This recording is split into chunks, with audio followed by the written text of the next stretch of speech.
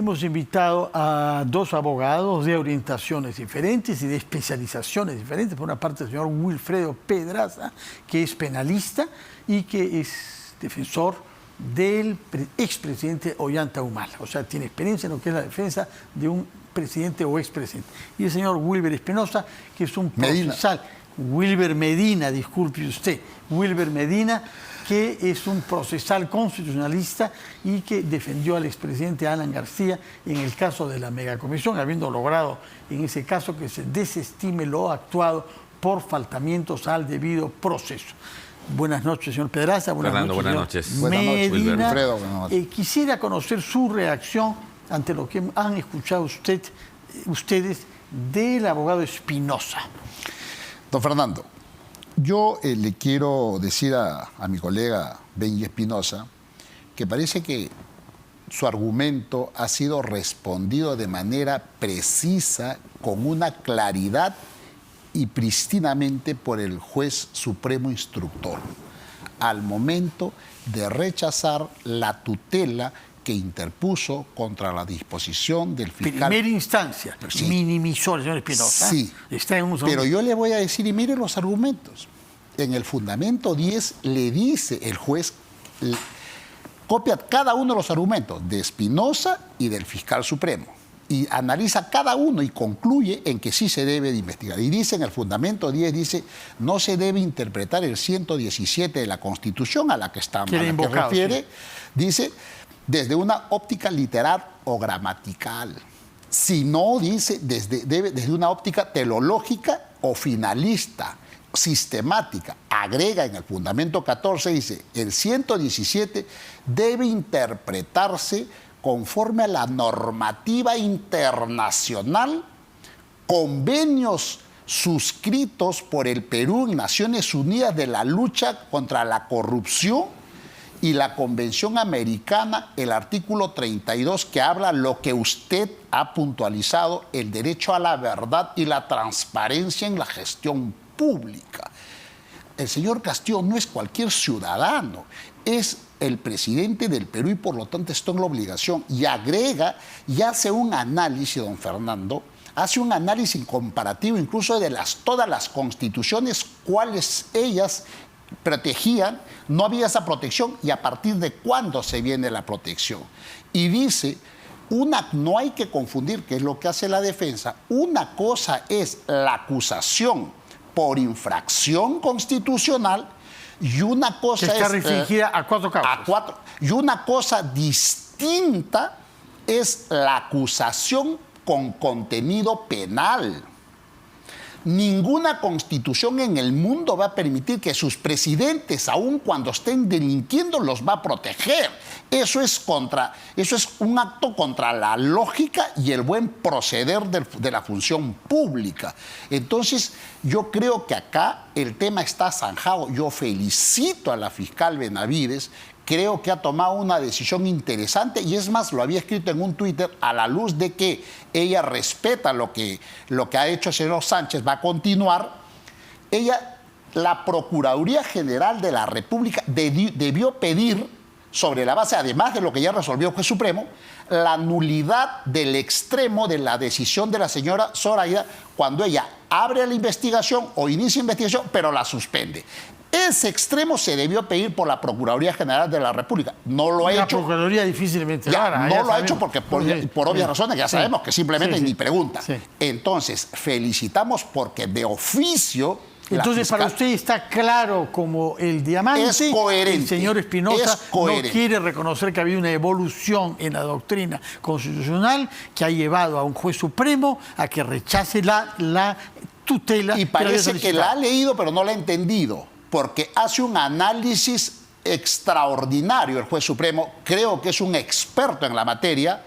Y hace unos comparativos de la Constitución. Por ejemplo, el 128 establece que los presidentes son responsables penalmente conjuntamente con los ministros por algún acto de gestión y por lo tanto pueden ser perfectamente investigados. Una cosa que dice el juez supremo, sí pueden ser investigados preliminarmente, pero no pueden ser, dice, una investigación preparatoria. ¿Por qué preliminarmente? Dice, para copiar y asegurar la prueba. Una vez que aseguramos la prueba, que termine su mandato si gusta. De acuerdo. Hemos comprendido entonces que su argumento contra el abogado Espinosa parte de lo dicho por el juez supremo en su decisión sobre la tutela que había sido solicitada. Señor Pedraza, su punto de vista sobre lo que ha escuchado al abogado Benji Espinosa. A ver, creo que es inevitable afirmar que el derecho evoluciona. Estaba bastante claro que antes del pronunciamiento de la Fiscalía de la Nación hace poco, pues el criterio era el 117 prohíbe todo, y así fue antes. Pero el derecho es móvil, el derecho evoluciona. Ha pasado desde la Segunda Guerra Mundial, con el tema del juzgamiento a los jerarcas nazis, y así para adelante. Yo participo de esta evolución respecto a la necesidad de investigar a cualquier persona de manera preliminar y, por tanto, tener una interpretación amplia del 117. Sí creo, como el juez lo ha señalado, que es perfectamente factible hacer una indagación preliminar para efecto de copiar la información preliminar para que esa no se pierda y obviamente acusar cuando corresponda, es decir, cuando el presidente de la República concluya su mandato. Sí concuerdo con el abogado del presidente Castillo en la necesidad de haberse anulado previamente la decisión de la fiscal Zoraida.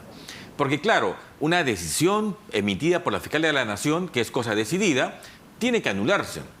La cosa decidida tiene la misma... No se anula implícitamente por una decisión diferente tomada por su sucesor. Como es una interpretación, pero hubiese preferido, para ser más claro y contundente, una anulación expresa, porque no es lo mismo la cosa decidida con la cosa juzgada. La cosa juzgada es inamovible, pero la cosa decidida en el Ministerio Público se puede volver a evaluar y a refundar. Claro, no es el fruto de un juicio, no es una sentencia. Hay nueva evidencia o sujeto incluso a una interpretación.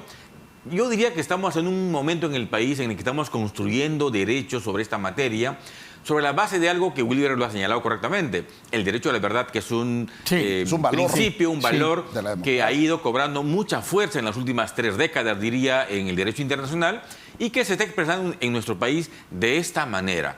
Creo entonces que el Ministerio Público puede perfectamente, y quizás a partir de la nulidad del abogado del presidente Castillo, plantear la nulidad en ese punto de la... O sea, ahí tiene un punto. ¿Qué piensa sobre este tema, señor Wilmer Medina? Porque nos ha dicho que hay cosa decidida que no ha sido anulada. A ver, ahí sí discrepo fraternalmente de su colega. Con Wilfredo y con Benji.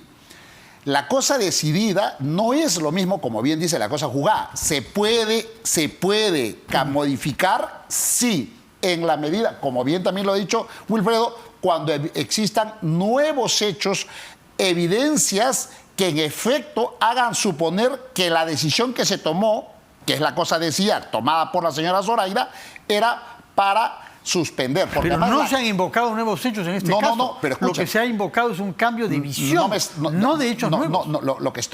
Lo que pasa, no tenemos la decisión de la fiscal.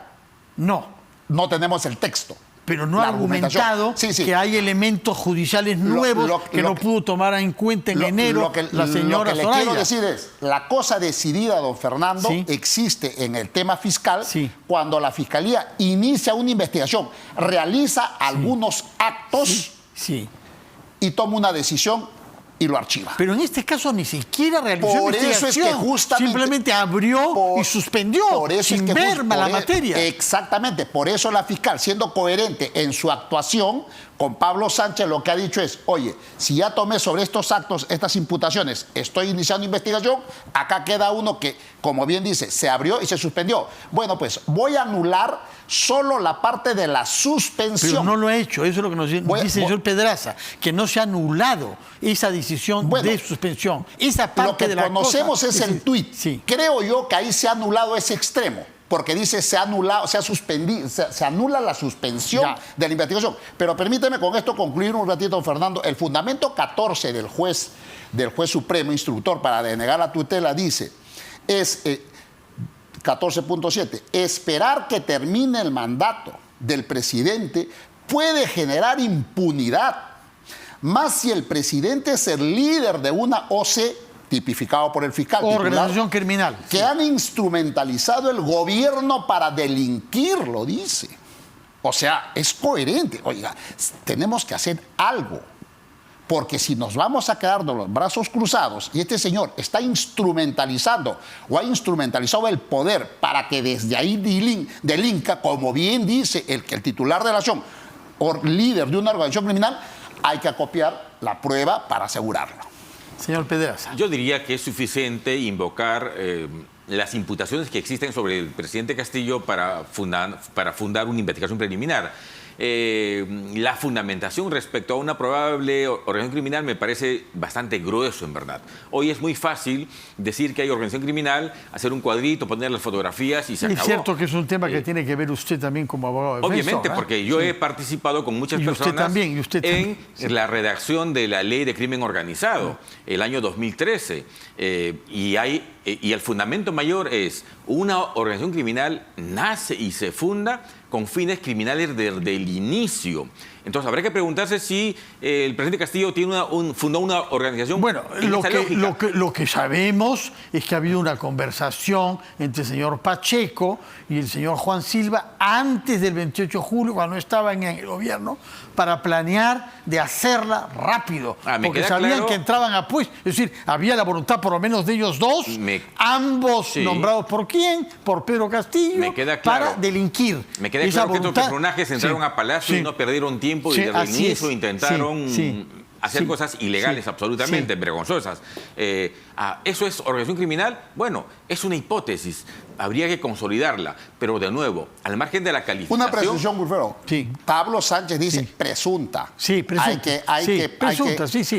Claro. Esa cuña hay que poner presunta organización. Por eso es suficiente la existencia de imputaciones con el presidente para sostener una investigación preliminar. Yo creo que a eso va a llevarnos el derecho hoy, y el derecho de nuestro país va a evolucionar cuidando sin duda de no entorpecer la gobernabilidad, porque lo que se decida hoy será para después y los futuros presidentes. Sin embargo, tengo la claridad absoluta que una investigación preliminar no tiene que afectar la gobernabilidad en la medida que hay que buscar información y hay que evitar la impunidad. Pero ¿cómo es que no afectaría la gobernabilidad si, por ejemplo, se trata de levantar el secreto bancario o el secreto de las comunicaciones, como se ha solicitado? Si bien lo ha rechazado el presidente Castillo, ¿no? Es decir, hay digamos, diligencias fiscales de ese tipo que de todas maneras afectan, ¿no? Es que hay que sacrificar algo, diría. Es inevitable. ¿Está usted de acuerdo en que hay que sacrificar algo? Por supuesto, por el bien ¿Qué se sacrifica en este caso? Estos derechos, por ejemplo, el secreto de las comunicaciones, el secreto bancario, podría ser que finalmente no va a afectar en su ejercicio de poder, de gobernar. ¿En qué lo limita? Porque lo que estaba es dándole la protección para que no esté yendo a los tribunales, todo, y acá el señor tiene la prerrogativa de recibir a la Fiscalía, como en efecto lo ha recibido. Y lo demás, lo que sí dice también el juez supremo, hay que leer la decisión, dice, como no puede haber investigación preparatoria, no puede haber prisión preventiva. Correcto, no puede haber, está claro, no puede haber una medida cautelar que afecte su libertad. ¿No puede haber preparatoria tampoco? No puede haber preparatoria, dice. Textualmente lo dice. Sí, lo dice. El juez lo dice. El juez porque no está en la Constitución. Dice, no se le puede acusar, pero sobre investigación no. Lo que pasa, don Fernando, analiza sistemáticamente el 117 con los tratados internacionales y llega a un punto medio. Dice, ¿lo puedo investigar? Dice, preliminarmente sí, para copiar la prueba. Pero no preparatoriamente. Lo dice textualmente. ¿Qué es lo que no se puede hacer si no es investigación preparatoria? Por lo menos impedimento de salida también podría eventualmente darle. Yo creo que eso sería un extremo, afectaría la gobernabilidad. La preparatoria puede abrir el camino a que hayan medidas restrictivas a la libertad. Es inevitable. Por eso creo que la investigación preliminar es absolutamente suficiente para copiar información. Acopiar las pruebas y recoger el testimonio de las personas susceptibles de saber. Es correcto, porque termina el mandato, entonces... Hemos aclarado la parte fiscal. Vayamos a la parte parlamentaria, que es más rápida. A diferencia de lo fiscal, aquí estamos ante la eventualidad y más difusa. Explíquenos en qué fase estamos y qué es lo que la Comisión de Fiscalización puede hacer y cuál es el procedimiento que viene después frente a la posibilidad de que en el presidente sea denunciado constitucionalmente en el Pleno. La Comisión de Fiscalización es la única en el Congreso que tiene facultades de investigar per se. Y por tanto, la convocatoria que hace resulta una obligación de concurrir al ciudadano, cualquiera fuera esta su situación. Obviamente están buscando formular un informe para calificar alguna infracción constitucional que pueda generar una responsabilidad de carácter constitucional.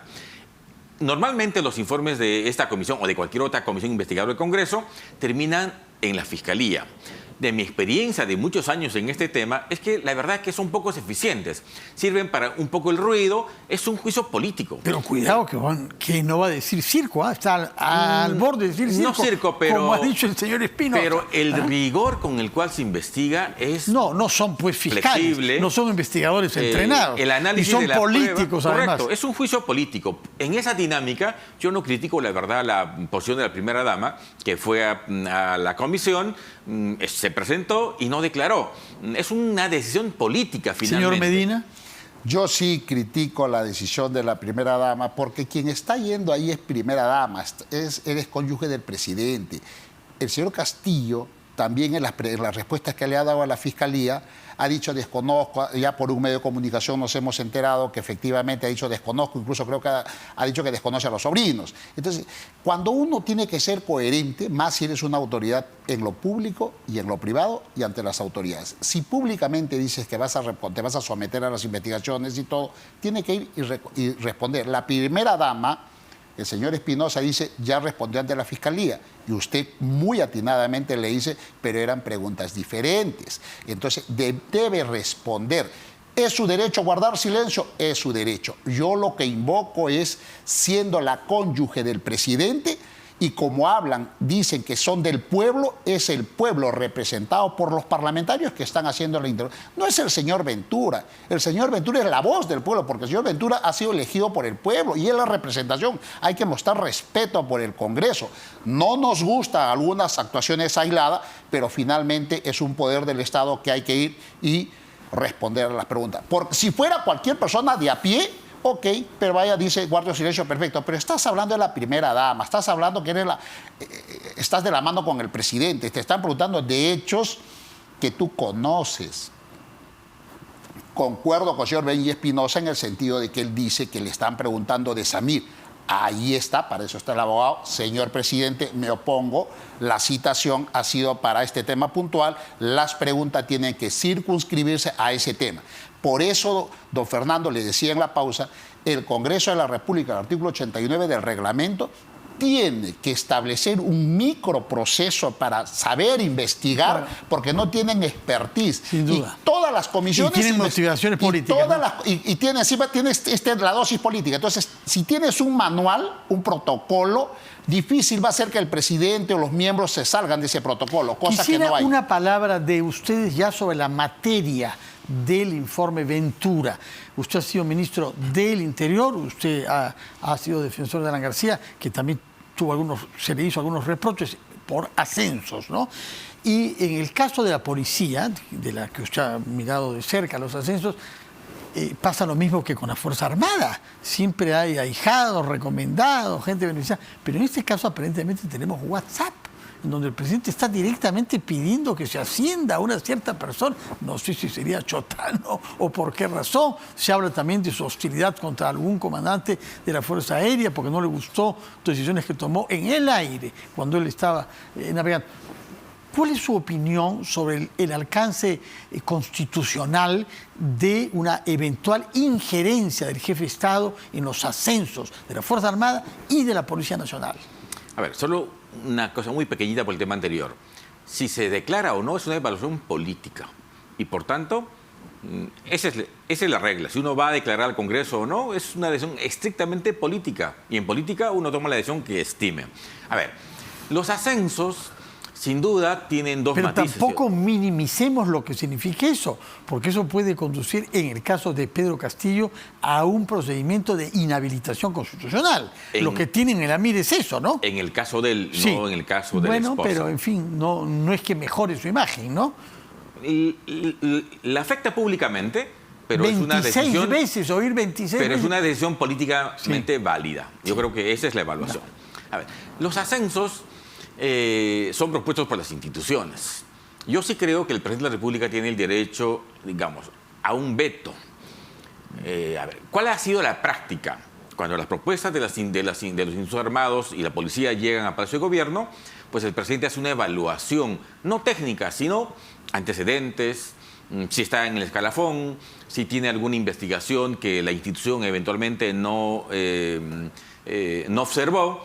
Pero hay un ministro para eso también, ¿no? Hay un ministro. En el caso de la policía, esa fue su función. Correcto. Verificar que esto se haga en los términos fijados por la ley. Correcto. En esos términos, el presidente puede observar un ascenso y, por tanto, devolver la propuesta a la institución para que ellos reformulen. ¿Con quién? Con el que siga en la lista. Ese es el procedimiento ordinario. Las recomendaciones que ha hecho el presidente y algunos ministros y el WhatsApp y Pacheco en ese interín, francamente son formas vedadas en un procedimiento de ascenso que afectan a la institución. ¿Es una infracción constitucional? En el caso del ministro sí me parece. A ver, vamos a hablar con claridad. En los temas de los ascensos pues hay mucho tráfico de influencias, hay corrupción. En la policía hay un dicho patético. Dice, quien estudia aprende, pero quien ahorra asciende. Quizás a eso qué frase tan tenga que ver... ¿La conocía usted, señor Medina? No la conocía. Tenga que ver Somos con civiles, este tema, civiles, ¿eh?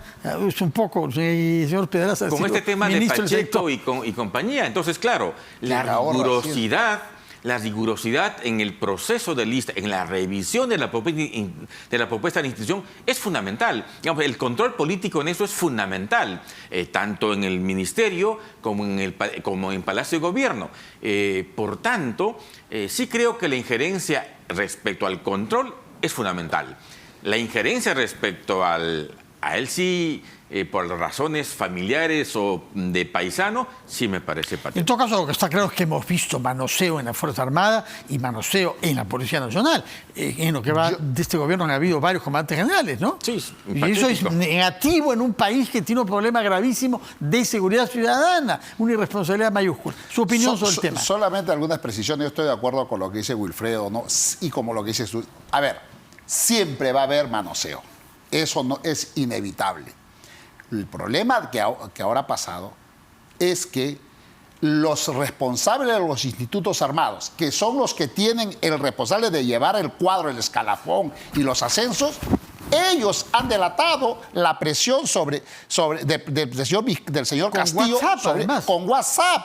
Ellos son, eso nunca se ha visto y por eso son pruebas objetivas de que ha habido acá ánimo de favorecer a determinadas personas en desmérito de otras. Y es una infracción constitucional. Pero por supuesto pero considero... figura entre las cuatro causales del artículo 117. No, lo que pasa es que hay que lo que dice el juez supremo. Acá hay un acto de contenido penal que va a sustentar una acusación constitucional. Acto de contenido penal, tráfico de influencias, patrocinio ilegal, porque recuerdo que el general Vizcarra creo que le dice, aprueba esto, y él le dice, no se puede, según la norma no se puede, presidente, pero usted como es jefe supremo, saque usted un decreto y usted lo hacienda, pero atiéndase a la consecuencia. Y lo grave que no estamos viendo esto es una institución piramidal. Sí, pues. Y jerárquicamente. Bueno, ¿y qué mensaje se le da a los alférez? El tiempo nos ha vencido. Gracias, ustedes Fernando. tienen el mérito de haber hecho vivo un tema jurídico que si no puede ser seco y austero. Es la primera vez que lo oigo defender con tanto ardor una decisión de un juez supremo. ¿Eh? Lo ha hecho con mucha convicción. Siempre que sea principista lo voy a defender. Bueno, me alegro. Y la comisión de fiscalización. Sí, verdaderamente. No. Lo habíamos conocido. Y le digo, yo establecí un reglamento para las comisiones, para que hagan bien su trabajo. ¿Usted estableció un reglamento? No. Propuse como consecuencia de terminar el proceso favorable al señor García, propuse, pero no se ha aprobado. Muchas gracias por estar presente, por discrepar de una manera tan alturada y por hacernos sentir que se puede tener diferencias, pero el objetivo es el mismo, que se respete nuestro marco normativo y que haya transparencia en la gestión del Estado. Estamos todos hartos de la corrupción que nos hiere moralmente y nos daña económicamente como sociedad. Muchas gracias por su presencia y muy buenas noches. Bueno. Vamos a hacer una pequeña pausa, después de la cual recibiremos también a una abogada, pero con una especialidad en el derecho parlamentario, la doctora Milagros Campos.